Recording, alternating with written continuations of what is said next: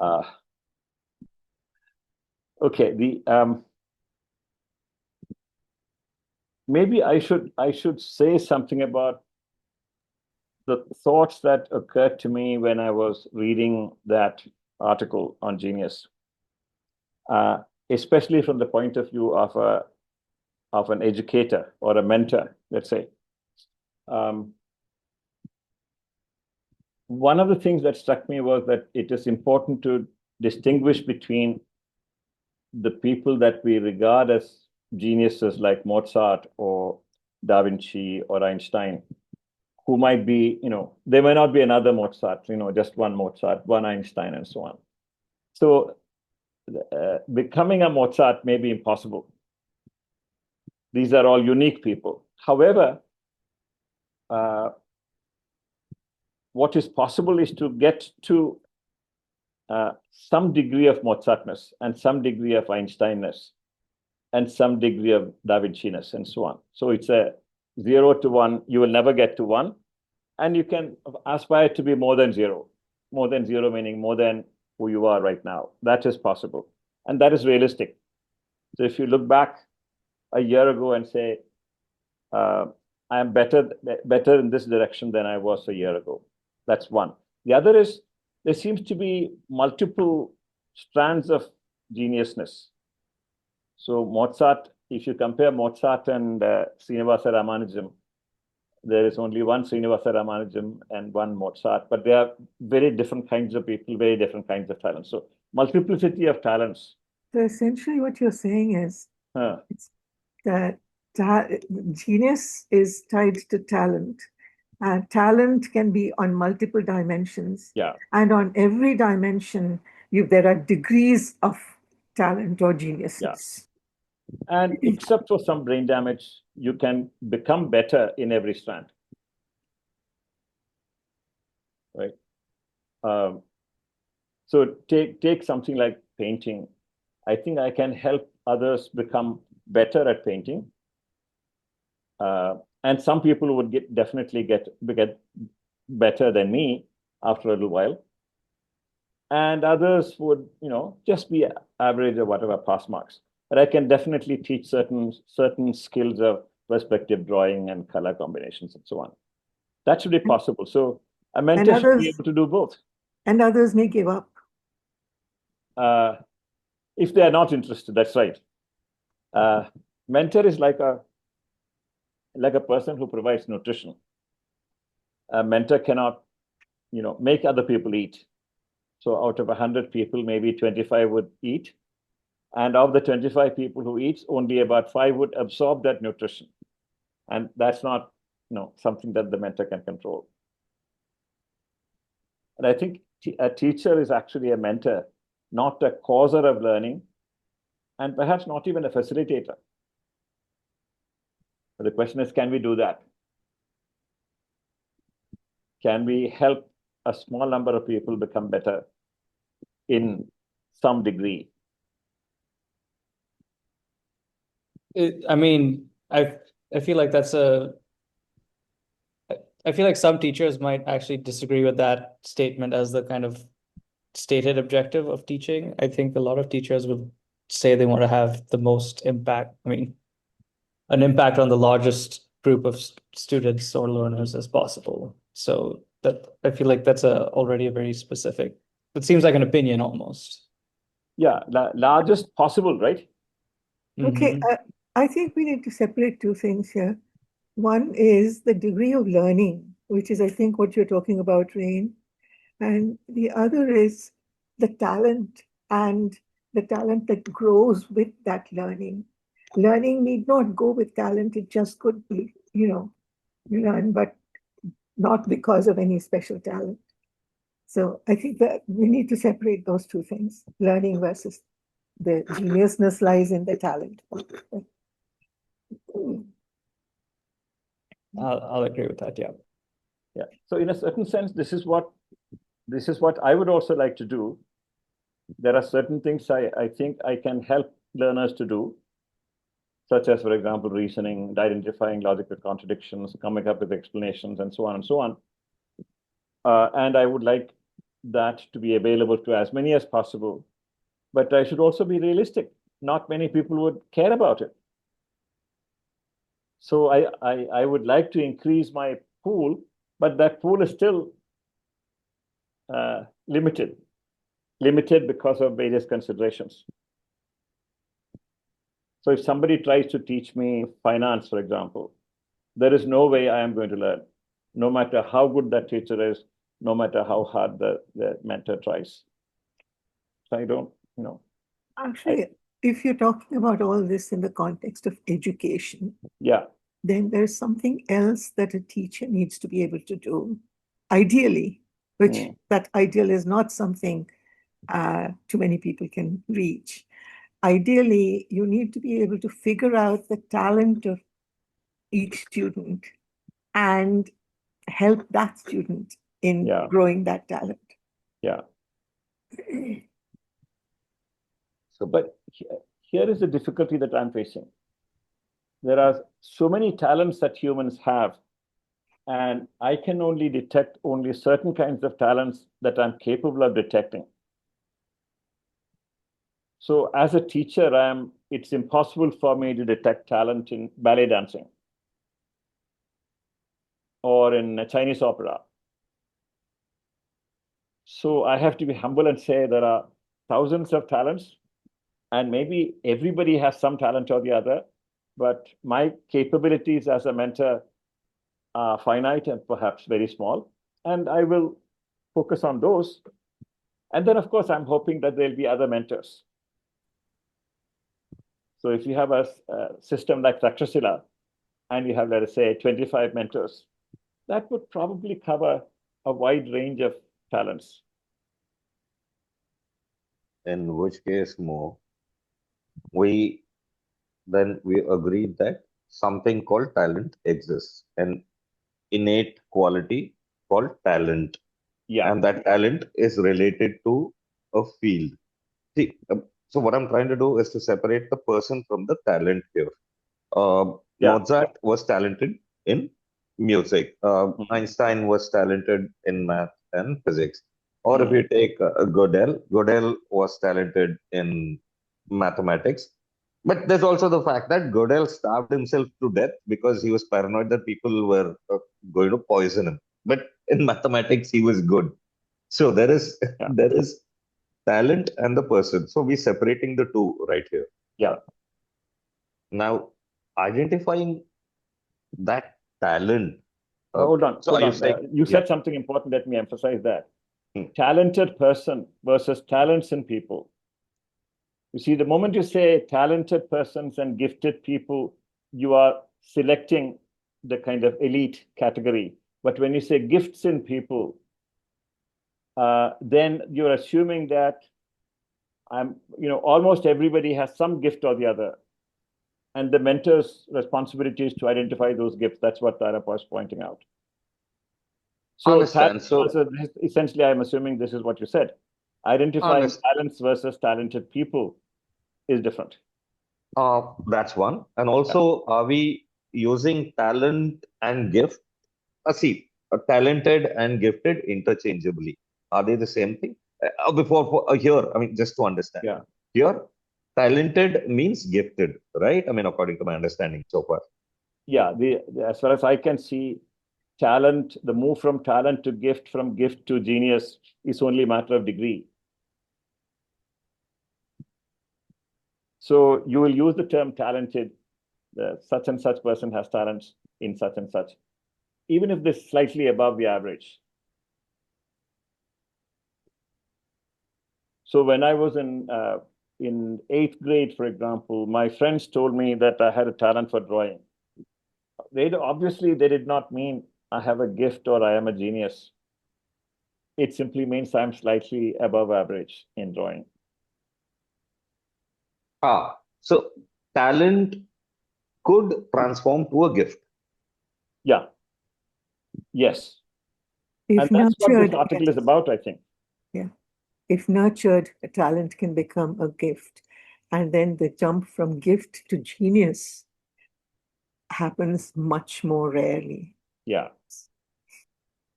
But you can help people move in that direction by nurturing certain habits. What are the habits of these people who subsequently become gifted or, in some direction, or geniuses?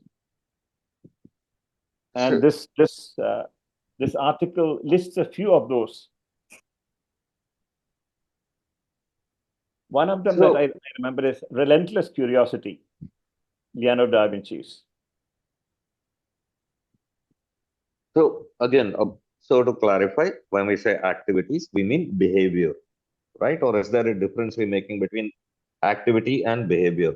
So you're talented, and then if you can be taught to behave in a certain way, which will obviously translate into your activities. The behavior, for lack of better words, behavior modification to utilize that talent is what we're talking about when we say activities, right?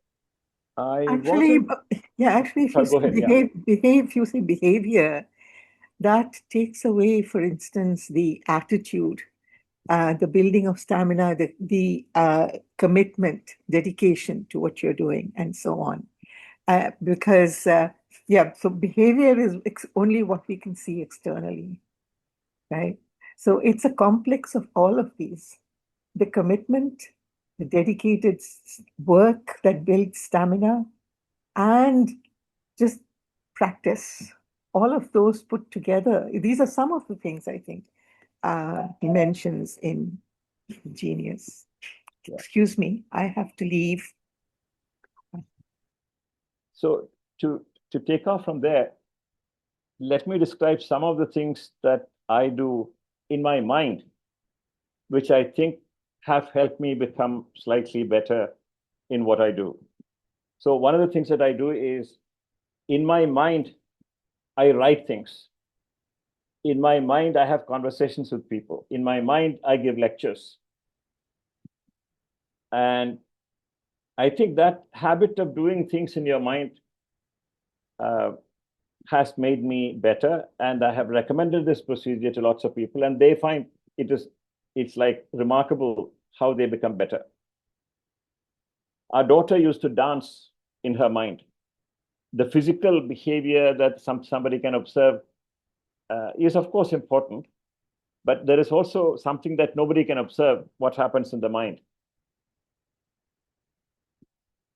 So when I see something accidentally, I see a puzzle there and I construct an explanation in my mind. And this happens when I'm walking, for example, taking a walk. None of these things, nobody can observe those things. These are not aspects of behavior. Behavior is important. I'm not saying that that's not. So having conversations is important to develop your abilities. But you also need to have conversations in your mind.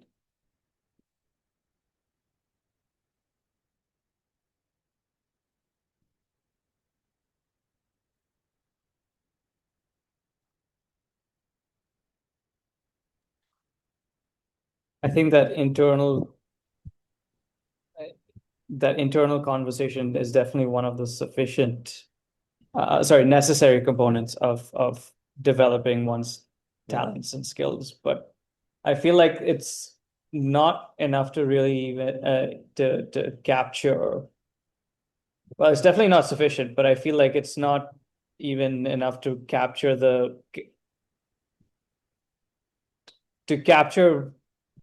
idea of what it takes to develop one's own talents. Because I feel like having a mental conversation with yourself can happen all the time, and that need not necessarily go to anywhere, right? It may not be necessarily developing the kind of talent that in the way that you're describing. No, I wasn't talking only about having conversations in your mind, but also doing things in your mind. So I paint in my mind. That's not having a conversation. I see. I write an article in my mind. I come up with an explanation in my mind. So there are people who talk about hands-on experience. They typically mean doing things with their hands, physical hands. I think it should be minds-on activities, which is activities that happen in the mind. And also the mindset, which is not an activity. Intellectual curiosity is not an activity. the one that this guy was describing as a characteristic of Da Vinci.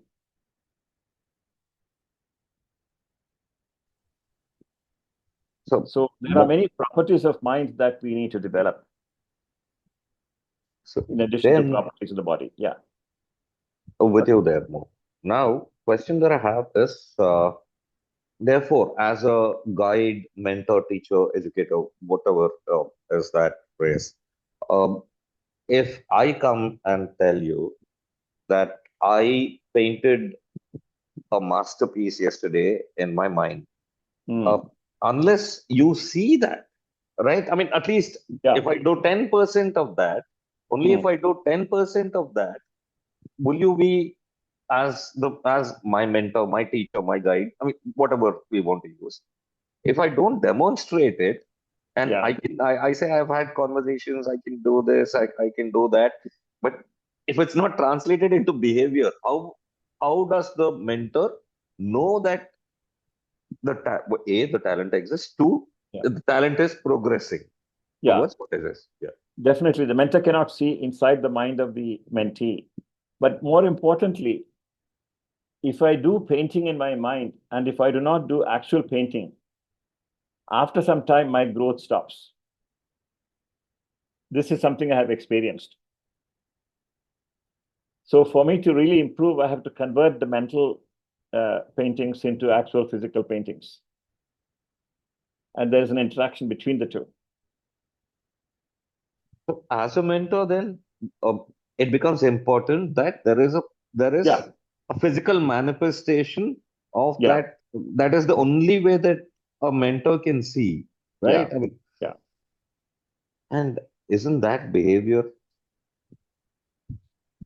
It is behavior, but notice that we're asking the question, how can somebody become better? That is one question. And how can a mentor help somebody else become better? For the second question, it is crucial that the mentor be able to see what the mentee is doing. But for the first, it is the mentor's responsibility. I cannot monitor that. I cannot, monitor what a person does while taking a shower or taking a walk. That is his private world or her private world. That is where the responsibility of the learner comes in. That's why I said a teacher is only somebody who provides, nutrition. The rest of it is the learner's responsibility.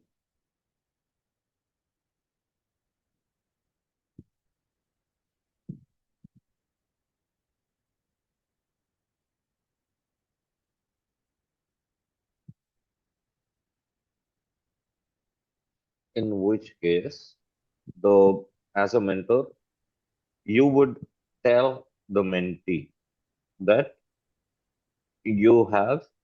I have seen that you have this capability in terms of talent.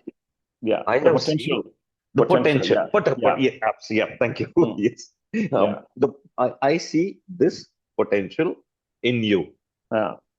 Now I can help you do X, which will help you, which might help you realize your potential.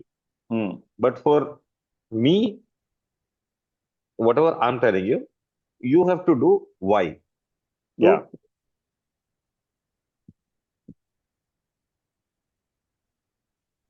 In which case, if you take Ramanujan and Hardy, right?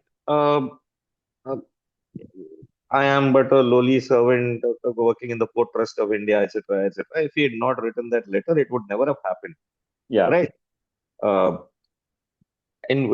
And the reason Hardy actually took Ramanujan on is that I'm paraphrasing here, nobody can make this stuff up by and large. That was his reason.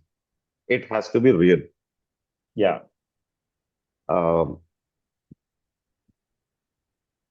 Which means that between the mentor and the mentee, there seems to be no definite formula in how to do this. No. It's just instinct, the Hardy Yeah. there was one person from the Port Trust of India in Madras constituency at that point of time who wrote one letter to one random person, and of course he wrote letters to a lot of people. One Mm. person responded, and it Yeah. was just coincidence. Yeah. Yeah. That's a stroke of luck. Exactly. Then Yeah. comes to then I connected back to your earlier question. How Mm. can I, how can a mentor do this? I mean, is it possible to formalize this process if it's dependent on? I mean, anecdotal evidence is never indicative of a trend, but yeah, since we're talking about Ramanujan, Yeah. I don't think it is possible to systematize it in such a way that it becomes an algorithm to achieve guaranteed results. But, it's just about everything here is a matter of insight, intuition, and so on. And there are also things which the mentor hasn't even formulated as a goal. So let us say the mentor does certain things as a characteristic, and the learner looks at it and values it and learns it.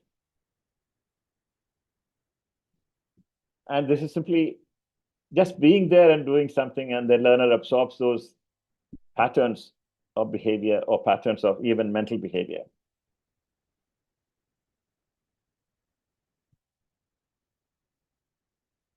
And there are things that I don't want to list them, but I've had the experience of my students telling me, I learned such and such from you. And I say, huh? Whoa. I never try to teach those things. They learn good habits and bad habits, all of them. So I only hope that students don't learn bad habits from me. I cannot guarantee that that should be the case.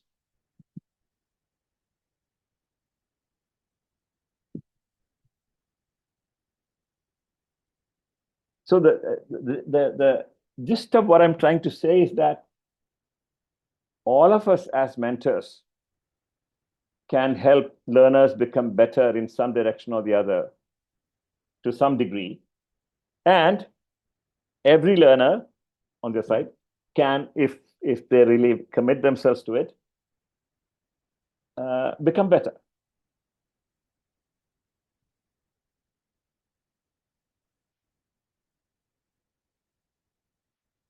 So my idea of helping learners is not for them to become geniuses. That's not within my control.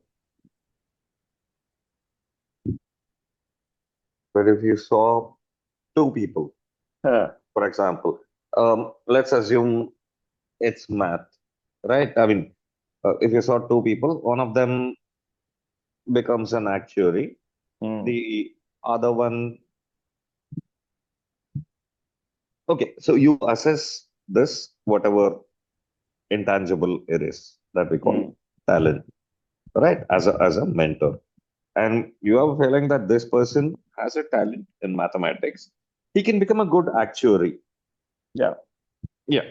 This other person can could probably win a Fields Medal, right? Or solve a millennium problem.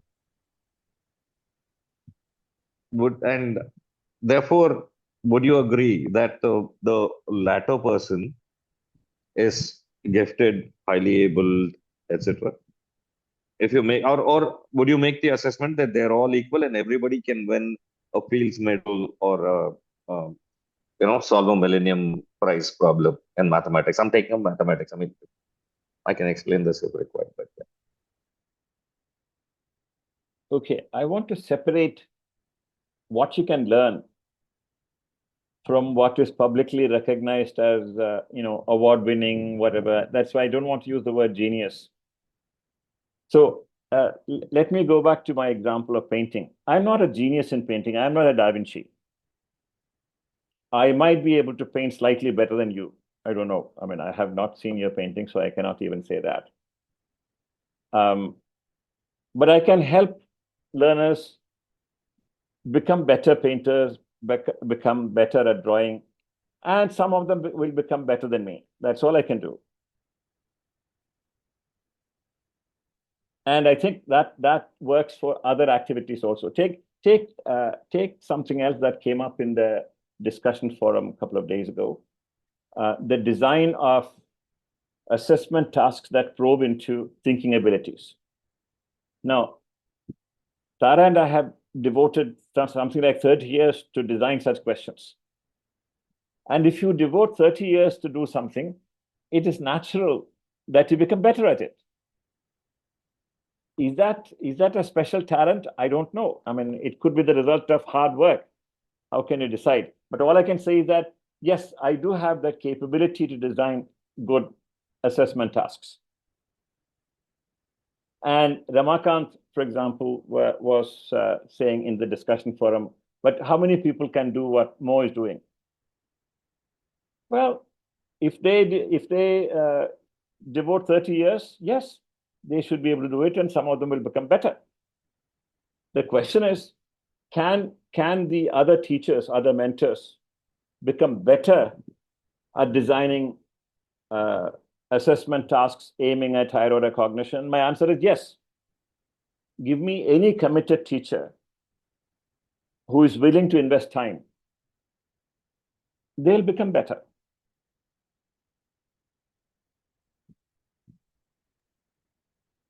So in my eyes, the conversation is actually shifting from the topic of talents and gifts and geniuses towards simply like a personal intellectual development kind of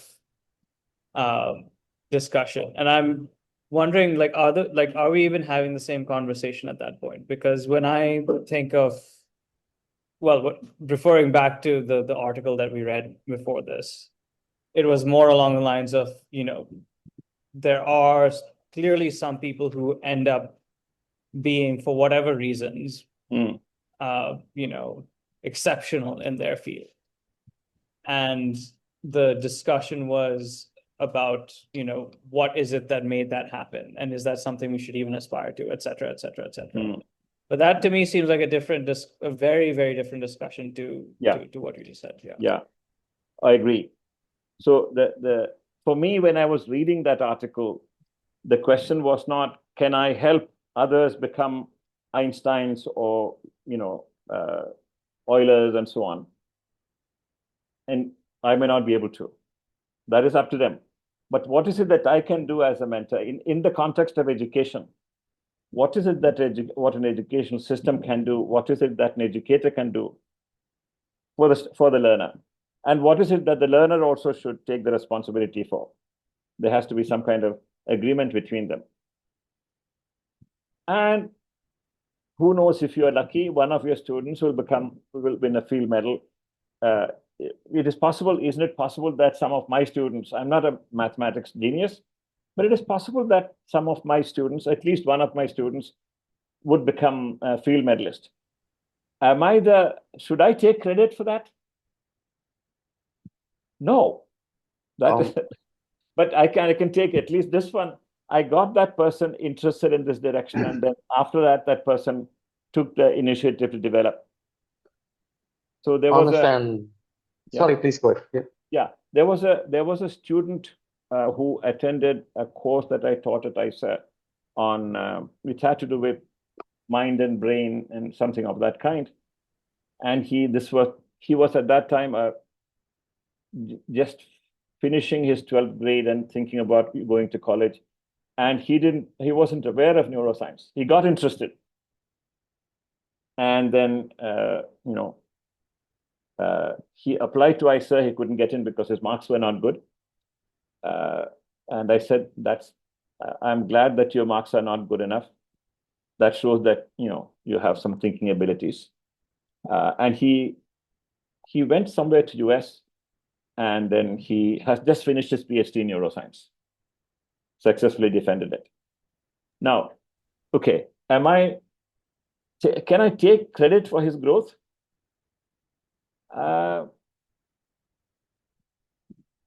I don't know. I mean, of course, if that particular incident had not happened, he may have picked something else for his profession, for his growth. So there was some influence that the course that I taught had on him. But how many people have I gotten interested in neuroscience? Maybe a small number. How many people have I got interested in linguistics? Very small number, even though linguistics is my field of specialization. Sorry, Bailavan has his hand up. Yes, exactly. Yeah, okay. However, if Mahesh has a follow-up question, Mahesh, you can go ahead. I can wait. Don't mind waiting. Yeah, my follow-up question was to add on to what Ryan said, right?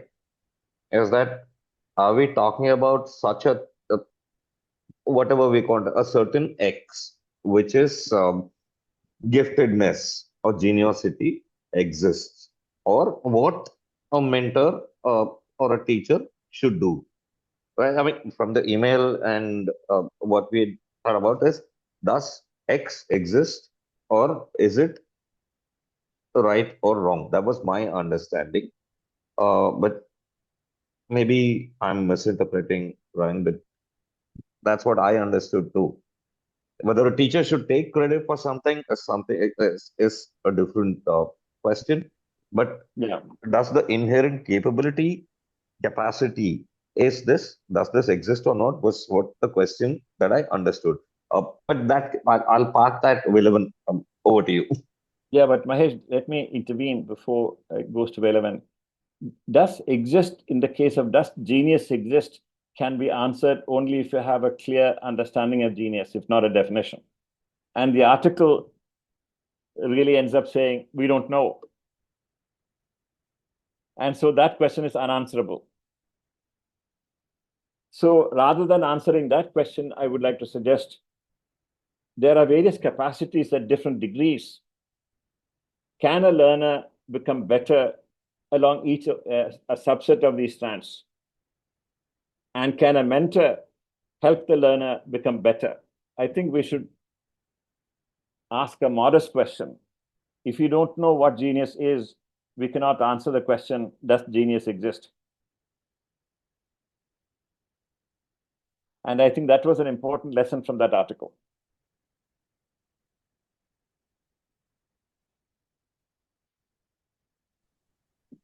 Okay, sorry, relevant. Yeah, so I echo that in a sense. I think the word genius is a little problematic and politically contested, perhaps, because it's tied to the notions of fairness, equality. What do you do in the case of an unknown, and so on?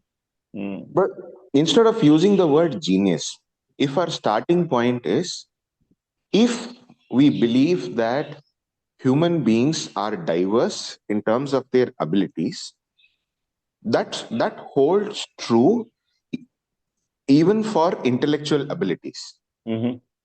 While I may not be now as a practitioner, I may not be in a position to accurately determine with whatever degree of exactness. Initially it's difficult for us to make a judgment of the inherent potential or the capacity or detecting a future genius and all of that. But what we are tangibly able to see is, yes, for certain students, they seem ahead of the curve. It could be for various reasons. It could be because they're well nourished. It could be because they've had prior exposure. I don't know. Perhaps there is some genius thing in them. But as a practitioner, I'm able to clearly see that the students' abilities are at a level, and that state of affairs opens up certain possibilities for me to contribute to the learner's growth. For me, that's a useful starting point to work with. Yeah. Without getting entangled in whether he's a genius question. So whether he's a genius question is something, see, we don't have a mirror, that looks into future achievement and so on. Yeah. All that we have are what we see in the present, and based on what we see in the present, what we can project for the future. Yeah. I think that's a good starting point. I want to take a concrete case to illustrate, not to illustrate, but to probe further. Take something like a teacher thinks that a particular student has above average in mathematics. Now, what does that mean, above average in mathematics? Okay. Does it mean that this person is above average in coming up with conjectures in a given theory, which is what Ramanujan was doing? Or does it mean that this person is above average in coming up with proofs for a given conjecture, or articulating proofs? These are two slightly different related things. Or is this person above average in coming up with mathematical theories, has the potential, or above average in using formalisms of mathematics? Or is the student simply a high-speed pocket calculator? Now, in a large number of cases, I have seen when a teacher admires a student for mathematical abilities, they're admiring high-speed calculations, knee-jerk reactions. And many of the students who have actually higher aptitude than these people, than the people who do well in exams and so on, are also very smart in class. You know, they are the first to answer questions and raise their hands and so on. The silent ones who are slow are ignored, and these are actually far more capable in mathematical thinking. This has been my experience. And the people who have mathematical thinking abilities develop a fear of mathematics and they hate mathematics. So the classroom can be quite damaging for students, which is one of the reasons why I dislike the whole idea of gifted education. Well, there are two people here who have been subject to my dislike of gifted education, Anjali and Pallavi. Yeah. So,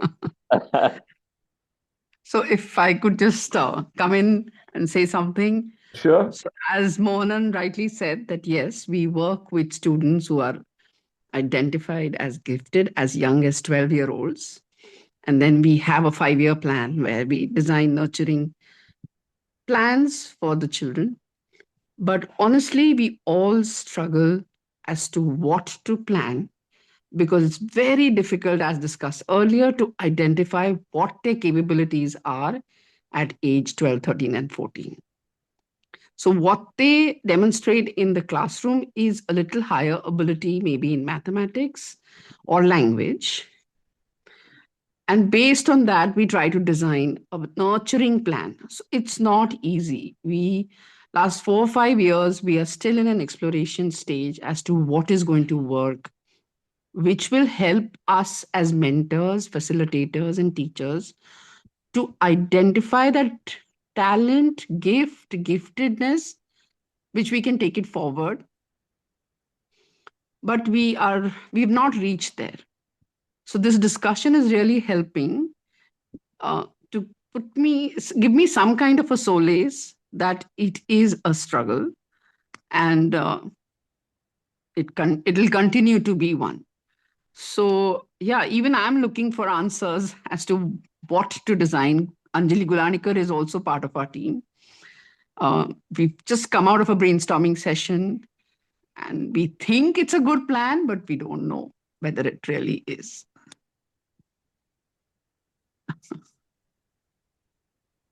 So And we know Mo, we know what Mohanan thinks of our gifted. It's written in the article also. It's a very elitist approach.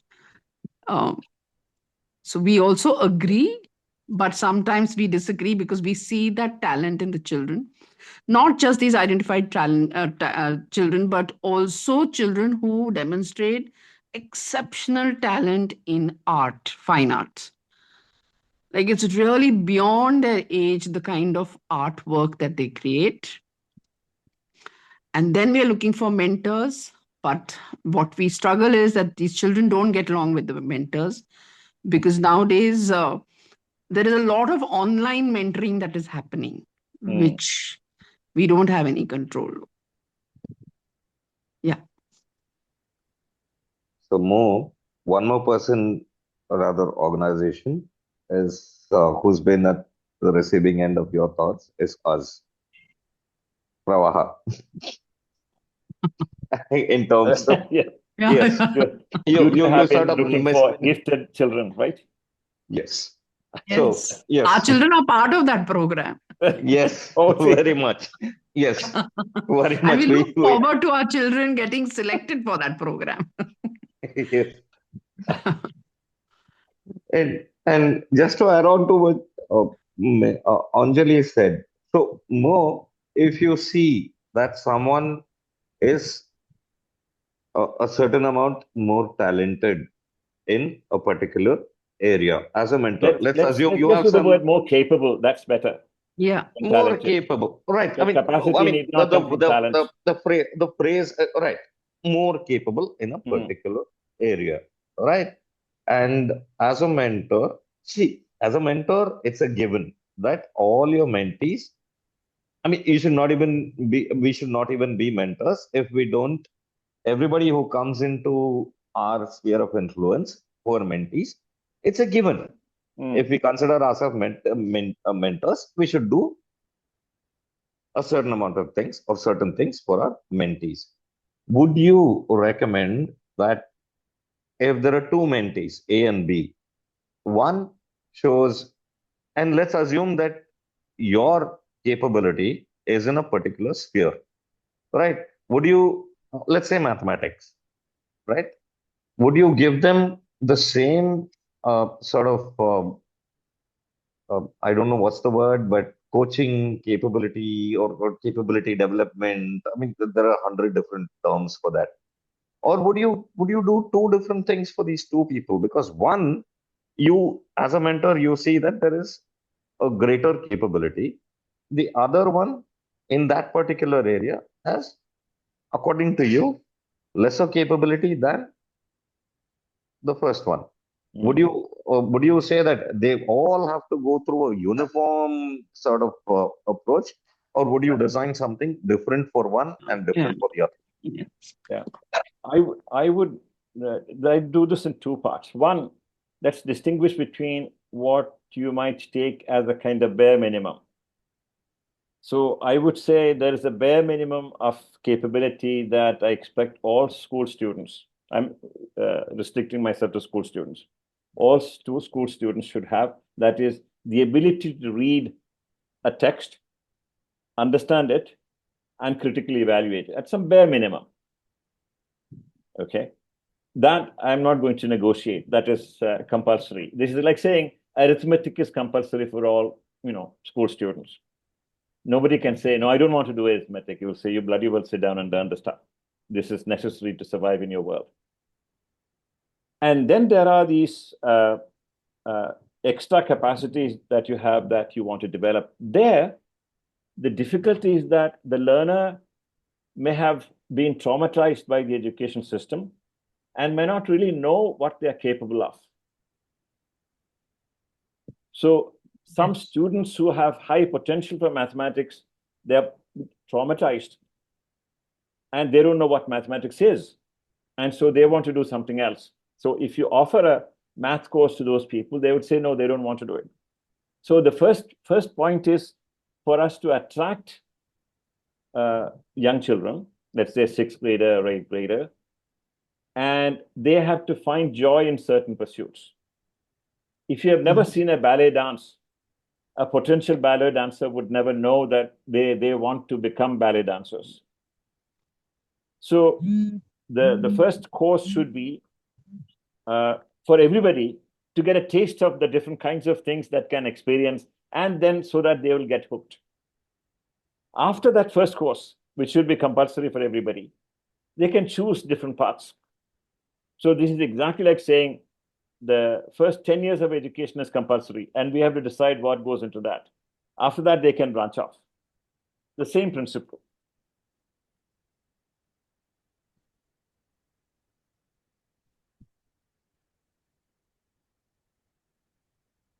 Yeah. So like we offer like a buffet and then Yeah. um But then, the process of these are very short-term modules that you have. So I'm talking about school. We don't get time with the children to spend long time with the children to understand how deep they will engage, how deeply they will engage with the content. Once it's done in the classroom, what we observe is they don't go back and Yeah. indulge or engage in self-study. So we really don't know whether the content that we are offering, whether it really hits the bullseye. Yeah. That you'll be able to tell only after 20 years after that course. Yeah. Okay. So I think the best solution would be not to select them, but give them various options and they apply. It should be their choice what to learn, not the choice of the school. If a student wants to learn drawing, it's up to them. Likewise, if a child wants to learn, let us say, logic, up to them. So if you have, even further options, the first part is compulsory. Everybody should do it. After that, they decide what to do. The option should be given to them, not the selection process or anything like that. So when you say after that, is it after 10th standard or after No, 12th after standard? the experiment that we tried in Kaveri was 6th standard. All right. Now, I just want to connect this to something you said earlier, where you say that they have a fear of mathematics, but they have an innate capability for mathematics. Right. If we leave it to these children, then they would not select it, but the capability is there. But if the mentor sees that capability, right, I mean, and says, listen, if you come in here, you select that person and say, listen, this capability is there, and therefore you can do this.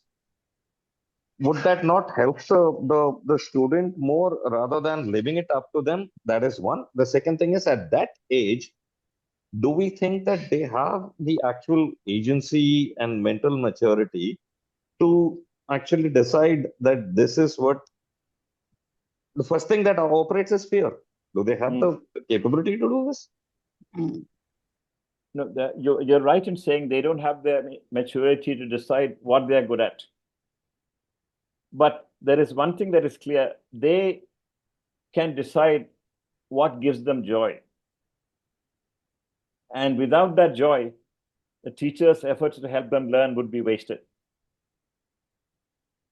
And quite often what happens is, because of various kinds of pressures, parental pressure, pressure from society, students get sucked into different streams.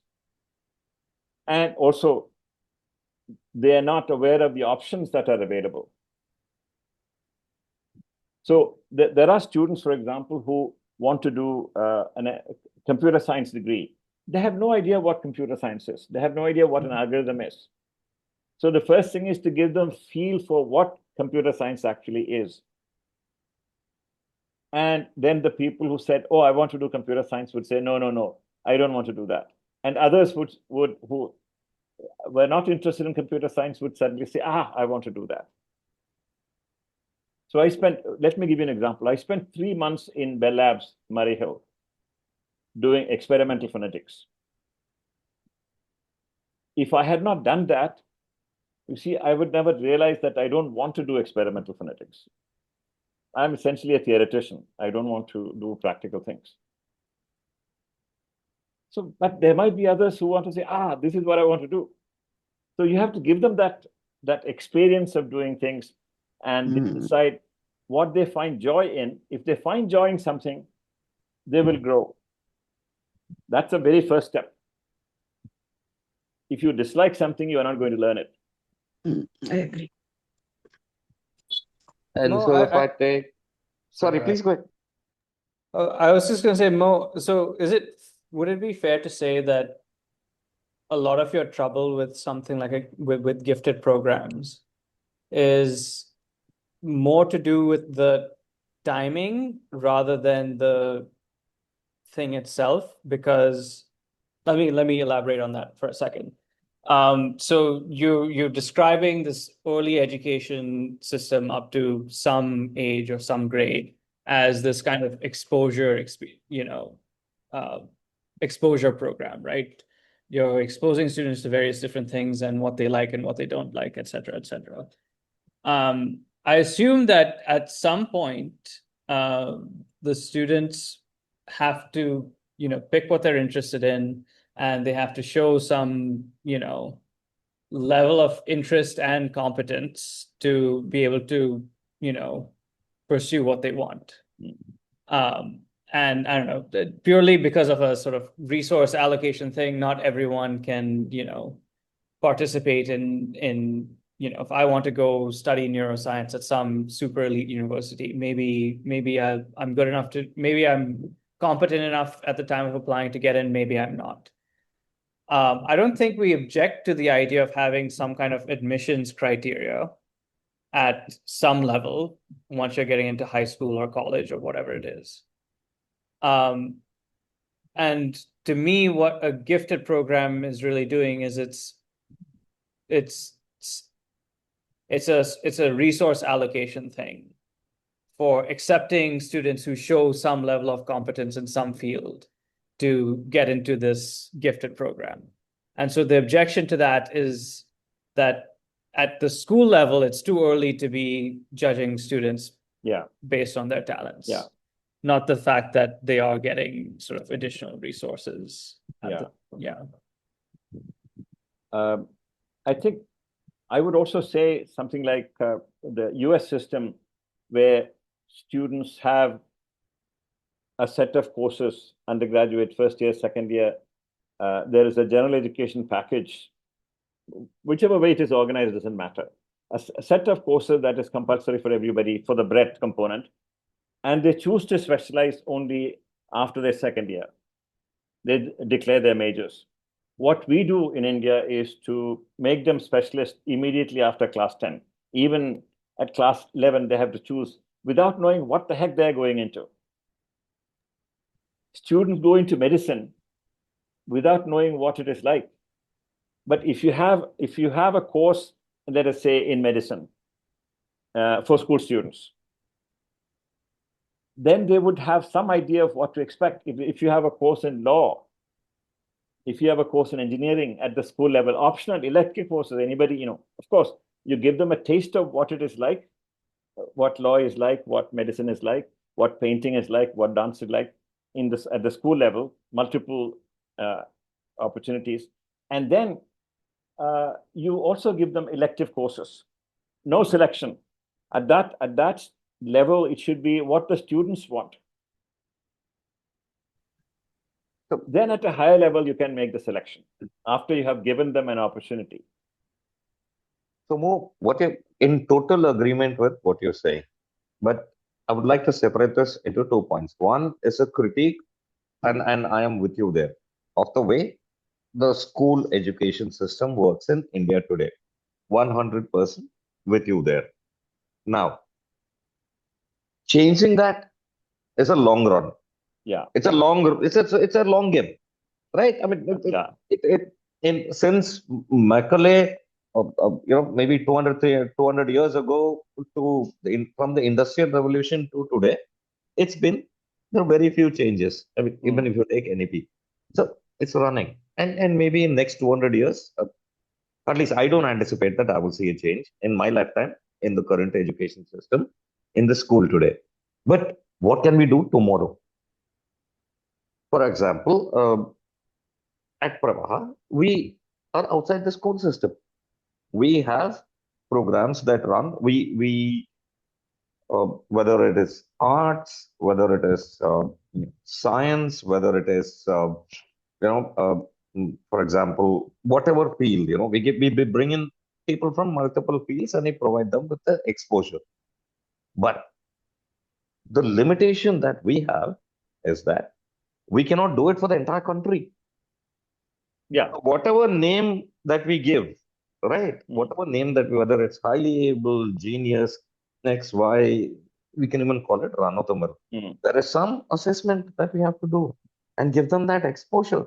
And that assessment, if we need to actually get parents to understand and get students to take this program, we have to call it something. How do we sell it? Yeah. It comes down to that, right? Ultimately, if you want to do something, you got to get parents to do that. I mean, reality is what you can do tomorrow, and how best can you do it? Yeah. It's down to I that. think there's an important difference between the problem that Pravaha is facing and the problem that Kaveri is facing. Kaveri is a school.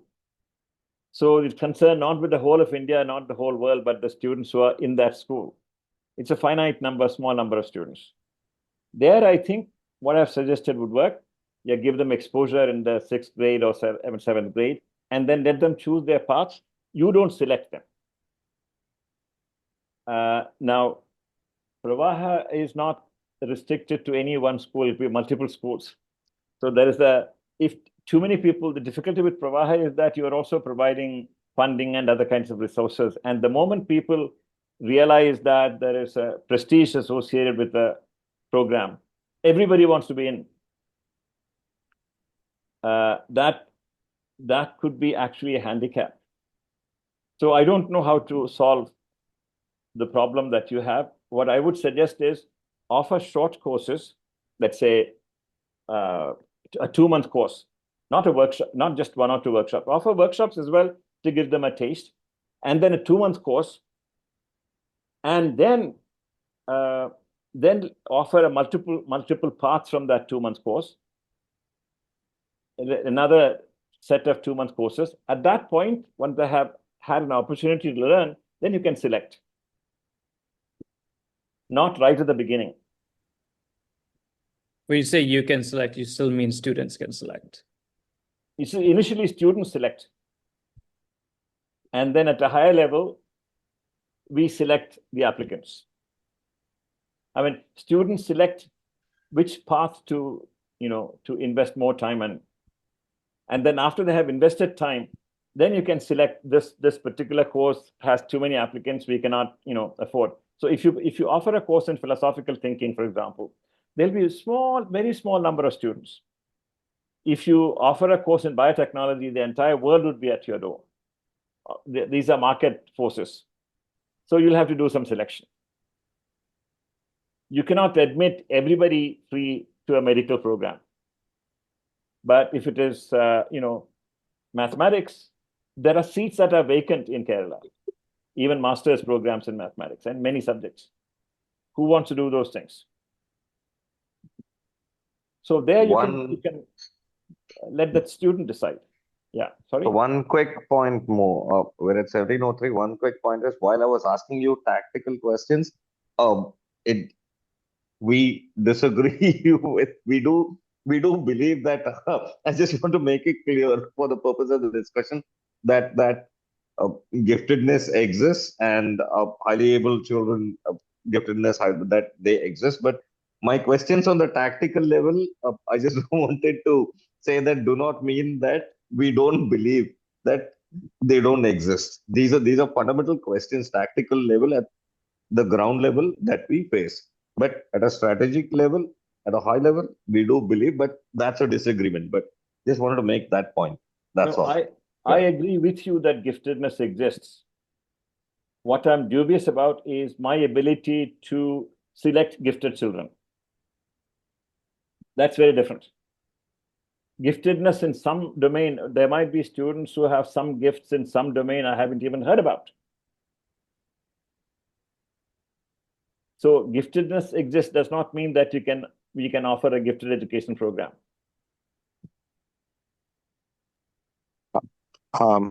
Mo, I just want to pick up on something that you said, like as a mentor, and this question also goes to people like Mahesh and Pallavi, who are mentoring highly able or gifted children.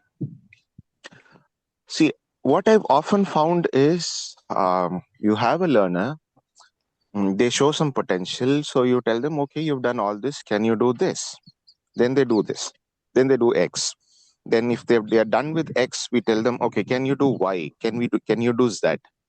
But somewhere along the way, from an exploration driven by intellectual curiosity, this also becomes an exercise in ambition, or for children to get a sense of achievement, So, and there is also, and many of these programs also intersect with the children's teenage, where they're answering questions about their self-identity, right? Yeah. So, how do I differentiate or when you mentor somebody, do you see the distinction between, okay, the student wanting to learn something for learning's sake, or is the student more interested in it because it gives the student a sense of achievement? So, or see, first of all, should you make this distinction? Yeah, Uh, I have been worried about that problem. And my personal solution to that is I teach only transdisciplinary courses. So anybody who comes to a course that I teach will have to do just about all academic subjects. If they say, oh, I'm interested only in math, I don't want to do biology, I would say, okay, then you can't take this course. This course is not meant for you. Or I want to do biology, I don't want to do philosophy. I say, sorry, if you want this course, you have to do all of those. Because what this course teaches you to do is to go across disciplinary boundaries. And you cannot be closed-minded. Now, is that a good thing? Maybe not, because a particular student might do much better in some other course. For example, there is this course for nurturing mathematicians. That doesn't require philosophy, it doesn't require science, it doesn't require anything else. It's already highly specialized. And maybe there are some students who would want to do that. Can I butt in there? I have a feeling that that's not what Velavan is asking about. He's asking about a student's reason or motivation for doing something, learning something. Is it for learning for the sake of learning and growing? Or is it because of a sense of achievement and a goal-oriented learning? Velavan, correct me if I'm wrong. Tara, you're right on spot. And Okay. and the question that I have for Mo and the others who mentor children is, if you find that the child, you might have a very committed, very capable student, but if you find that the child is pushing ahead, not because the child genuinely enjoys whatever is being offered, but so that he or she feels better about himself, or he has a better social position, or because the parent, or he wants to fit into the image that or satisfy the expectations that the parent has for the child, right? So once you, as a mentor of highly able, talented, gifted children, if you sense that, what's your response? The response would be to gently talk to the student, and often it's not by telling them, but by example. For instance, create a value system, nudge a value system where that focus changes from one to the other. It's not easy. It depends on the age of the child. Actually, the younger a child, the easier. And if it's an older person, so for example, a lot of mentoring that I've had to do in such situations is at the master's PhD level. And if it is that, then there's a certain bluntness you can use there. But with younger children, it's only gradually through stories and through nudging that you can sort of, get them to see the value of learning for itself. And rather than the achievement and the glory of it, the recognition of it. I'm not saying they should not want that at all. That's fine. It's okay to have it. But an overemphasis on the achievement and the sort of recognition, that's what can then hinder learning at the next stage. And the only way to do that is to gradually nudge and, in general, be aware of our own value system, speak from that value system, and communicate it as best we can. and depending on the teacher, it's going to happen differently, depending on, the teacher's personality. And just to add on to what Belavan said, the problem is slightly, I want to add on to that about one more layer of complexity.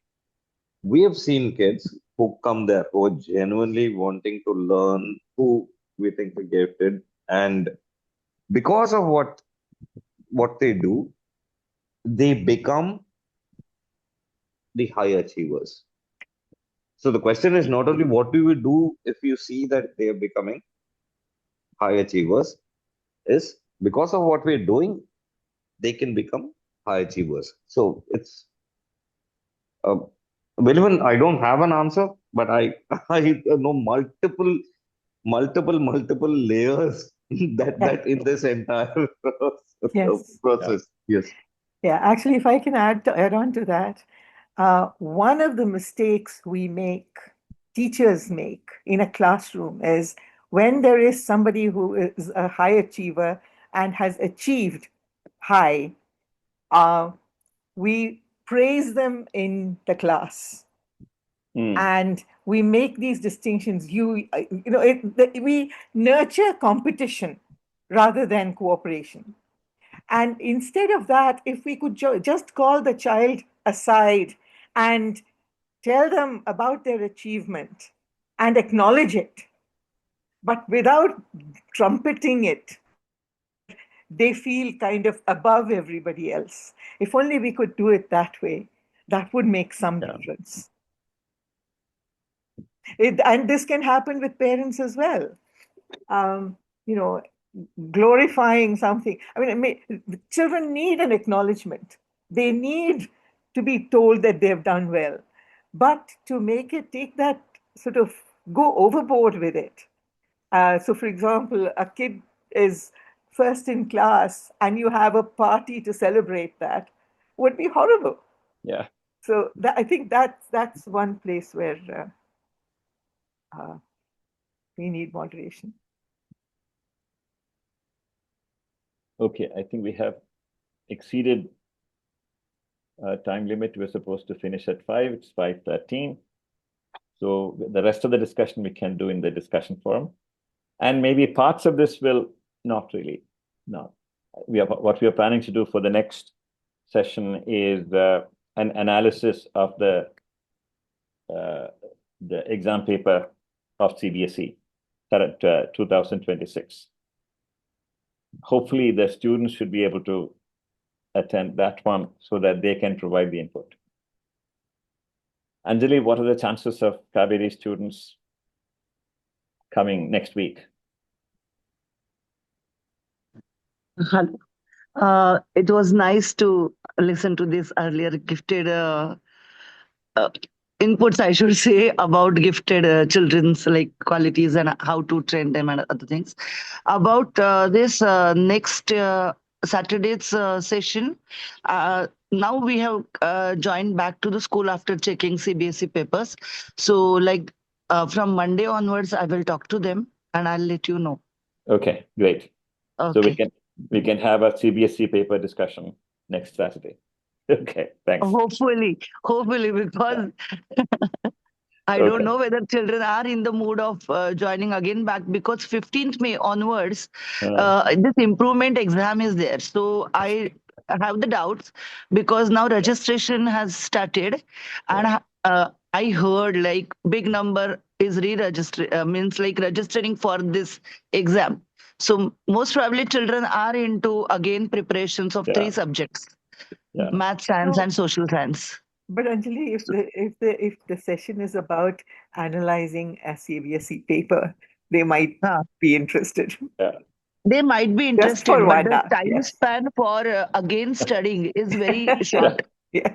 Essentially, the problem is exams prevent students from learning what Yeah. is valuable. So that is why I have my doubts, but I will find out by Monday, Tuesday, and I'll let you know. Okay. Yeah. Thank you so much. See you. Thank you.